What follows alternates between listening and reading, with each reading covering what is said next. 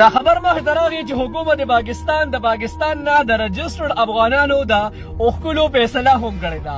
دې نه مخکې غیر رجسټرډ افغانان اوښکي هغه افغانانو چې په غیر قانوني طور سره پاکستان ته راغلي هغه اوښکله، خو اوس یې د رجسټرډ افغانانو د وتلو فیصله هم کړې ده. دا هغه افغانان دي چې دوی سره قانوني کاغذونه هر څه سره برابر دي، ګرین کارډ وغیره چې کوم دي دا ورسره برابر دي. دې نه علاوه د دوی دلته ښه باقاعده چې کوم دي روزګارونه سټل دي، د 40-45 سال نه روزګارونه برابر روان دي، اخري حد ته رسېدلي دي کامیابۍ ته. دې نه علاوه د دوی پلاران نیکیان دلته راغلي دلته آباد شوي دي، ښه برابر چې کوم دي د پاکستان شناختي کارډونه ورسره دي. او دې صرف د لاهور او د کراچۍ نه د ویستلو فیصله کړې ده. مطلب د لاهور او کراچۍ نه، له پېښور او کوټه پکې نه دي حساب، صرف د دغه دوه ښارونو نه.